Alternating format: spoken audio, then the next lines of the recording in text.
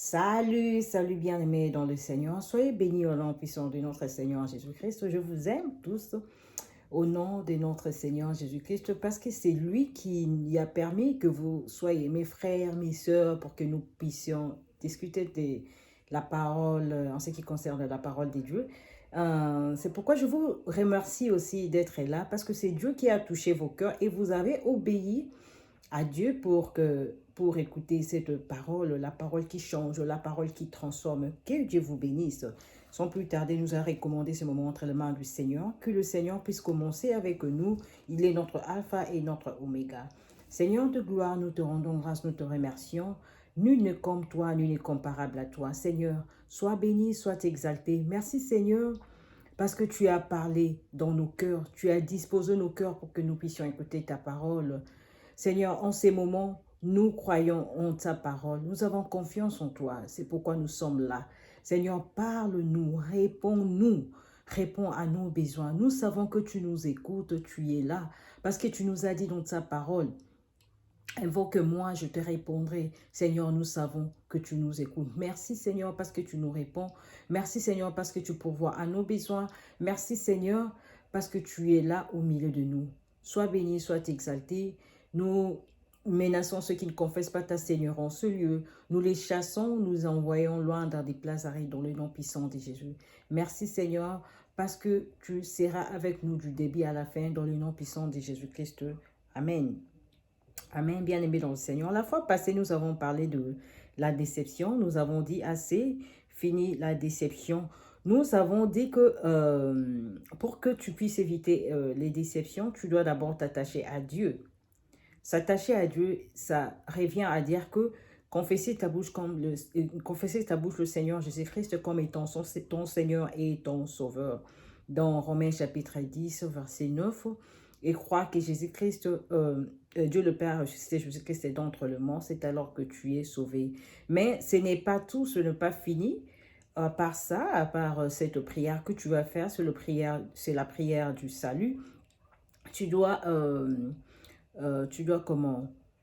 Tu dois quitter. Nous avons donné l'exemple d'Abraham que Dieu voulait bénir. Dieu avait recommandé à Abraham de quitter. Quitter veut dire que nous avons parlé de tes coutumes, les coutumes de ces mondes, tes habitudes, les coutumes de votre famille, les habitudes, tes habitudes à toi, les coutumes de ces mondes. Tu dois quitter. C'est-à-dire que tu dois apprendre à écouter Dieu. À la place d'écouter les hommes, à la place d'écouter le monde entier, ta famille, tes parents, tu dois apprendre à écouter Dieu. Et nous avons parlé de donner le pouvoir au Saint-Esprit. Tu dois donner le pouvoir au Saint-Esprit parce que le Saint-Esprit qui doit te conduire, parce que le Saint-Esprit doit être au contrôle de ta vie. Amen. Maintenant, que faire après la déception? Nous savons que la déception est déjà arrivée, mais tu dois mettre le garde-fou pour que cela ne puisse plus se répéter. Parce que tu n'es pas quand même une chose que les gens peuvent se jouer. Donc, tu dois quand même être de garde-fou. Mais qu'est-ce que tu fais? Qu'est-ce que tu fais par rapport à tout ça? Nous allons prendre notre verset dans Psaume. D'abord, nous allons dire que le thème le thème d'aujourd'hui, c'est que faire après la déception. Amen. Tu dois faire quelque chose. Tu ne dois pas te laisser abattre. Tu ne dois pas te laisser par terre. Tu dois te lever. Tu dois faire quelque chose. Mais qu'est-ce que tu dois faire? Tu dois d'abord savoir ce que tu peux faire. Lève-toi d'abord, mais ne te laisse pas abattre. Mais lève-toi et puis sache ce que tu dois faire. Amen. Nous allons retourner dans la Bible pour savoir ce que tu peux faire après la déception. Nous prenons Psaume 139, versets 23 à 24. La parole de Dieu nous dit, « Sonde-moi, ô Dieu, connais mon cœur. » Et, je m'excuse, « Sonde-moi, ô Dieu, et connais mon cœur. Éprouve-moi et connais mes pensées. Regarde si je suis sur une mauvaise voie et conduis-moi sur la voie de l'éternité. » Amen. C'est ce que la parole de Dieu nous dit. Ça, c'est ce que le psalmiste disait. Il dit, sonde-moi, ô Dieu, connais mon cœur. Éprouve-moi et connais mes pensées. Amen. Parce que tu peux avoir de pensées qui qui sont déjà souillés. Tu penses que tu es bien, tu penses que tu vis selon la volonté de Dieu, alors que ce sont de pensées qui est dépourvues d'essence. Tu dois retourner à la parole de Dieu. De toi-même, tu ne sais pas ce que tu es en train de vivre, tu penses que tu as raison. Tu penses que la chose qui est arrivée dans ta vie ne pouvait pas arriver parce que toi, tu n'as pas tort. C'est ce que toi, tu penses. Mais est-ce que c'est réellement ce que toi, tu penses? Amen. C'est pourquoi la Bible nous dit, sonde-moi. Tu dois retourner d'abord à Dieu, savoir ce qui ne va pas.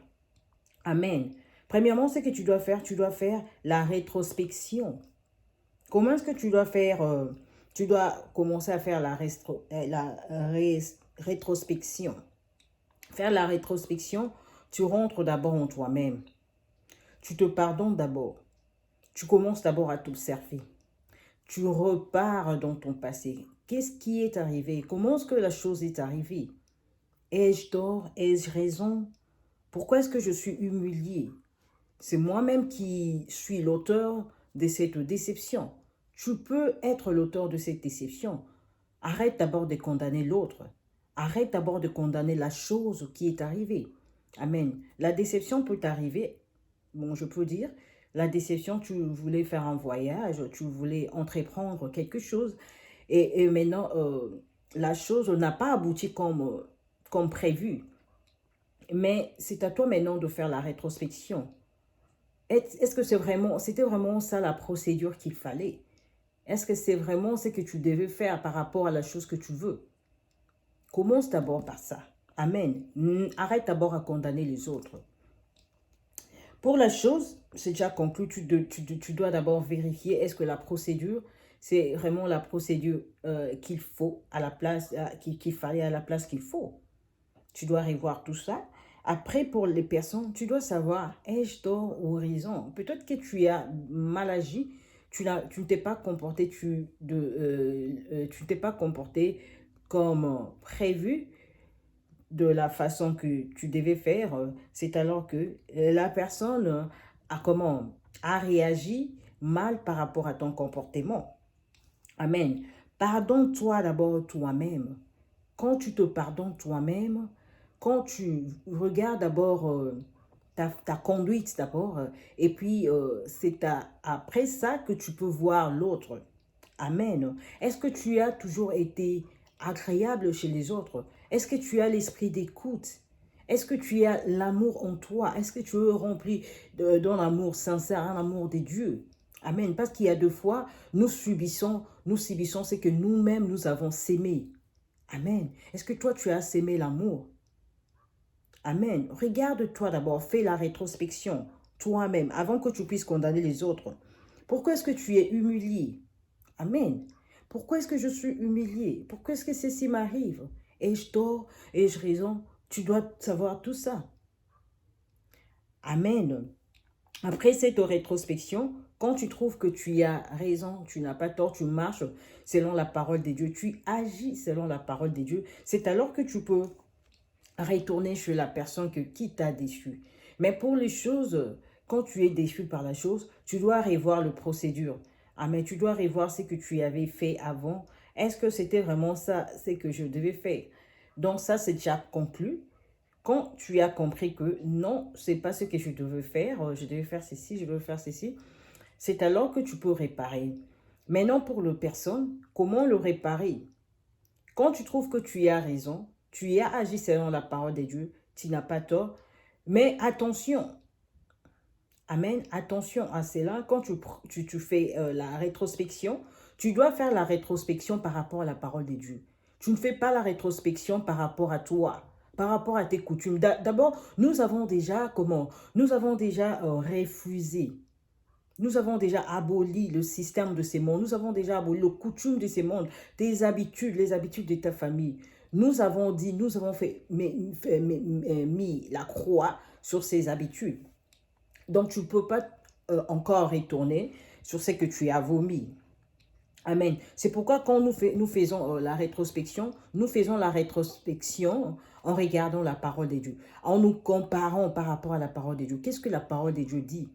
Est-ce que j'avais mal agi, j'avais réagi par rapport à la parole de Dieu? Si tu n'as pas réagi par rapport à la parole de Dieu, reviens alors à la parole de Dieu.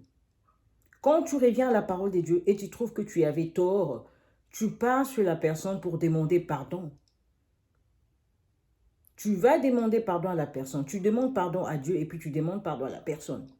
Et quand tu trouves que tu as raison dans tout ce que tu faisais et que c'est la personne qui avait tort, c'est à ces moments-là que tu vas chez Dieu, tu t'humilies devant Dieu et tu dis à Dieu, Seigneur, pardonne la personne parce qu'il ne sait pas ce qu'il fait. Et moi aussi, je dois pardonner à la personne. Toi aussi, tu dois pardonner la personne. Tu ne demandes pas seulement qu'à Dieu de pardonner la personne, mais toi aussi, tu dois pardonner la personne. Pourquoi est-ce que tu dois pardonner la personne? Pour éviter la haine, pour éviter les rancunes. Parce que tu ne peux pas plonger dans des rancunes, dans de haine, dans l'amertume. C'est contre la volonté de Dieu. Amen. Quand tu gardes la haine, quand tu gardes la rancune, ce n'est pas ce que Dieu veut de toi. Parce que toi aussi, tu es passé par ce schéma-là. Hier aussi, tu te comportais comme la personne. Mais pourquoi ne pas pardonner la personne? Pourquoi ne pas la pardonner? Parce que toi aussi, tu es passé par ce schéma. Donc, c'est vraiment un moyen pour que tu puisses pardonner à la personne. Amen.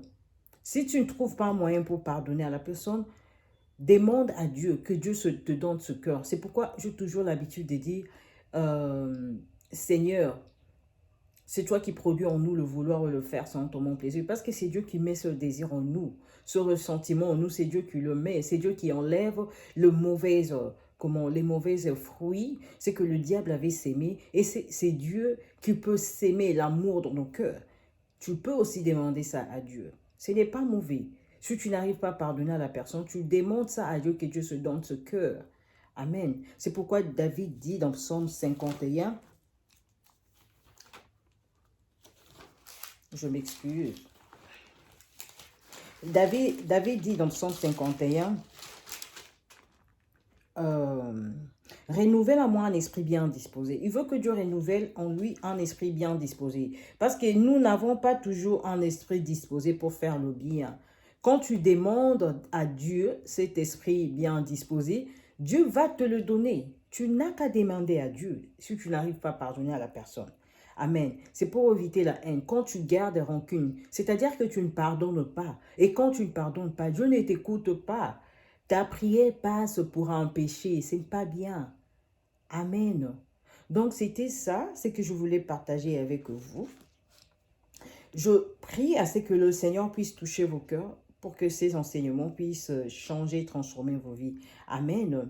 Mais avant que ces choses puissent agir dans vos vies, vous devez appartenir à quelqu'un. Là, c'est quand vous étiez enfant de Satan.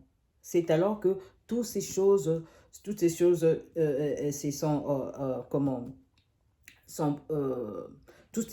sont arrivées dans vos vies. C'est parce que vous étiez païen. Mais quand vous êtes enfant de Dieu, vous devez revenir chez votre Père et demander pardon.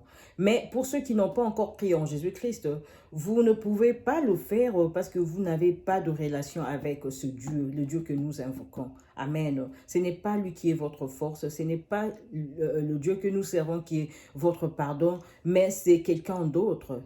Mais nous vous invitons à vous attacher à notre Dieu, le Dieu qui a créé le ciel et la terre, le Dieu qui a ressuscité Christ d'entre les morts. C'est ce Christ-là qui a été mort pour vos péchés. C'est ce Christ-là qui a été maltraité pour qu'aujourd'hui, vous ayez le pardon de vos péchés.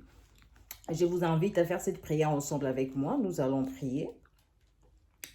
Nous allons prier. Nous allons faire cette prière. Vous allez répéter après moi. Père Céleste, au nom de Jésus-Christ, je me répands de mes péchés. Je reconnais, Seigneur, que j'avais marché à l'encontre de ta volonté. Je viens auprès de toi. Jésus-Christ, pardonne-moi. Je confesse de ma bouche que tu es mon Seigneur et mon Sauveur. Je crois que Dieu le Père t'avait ressuscité d'entre les morts pour me sauver. Et je suis sauvé.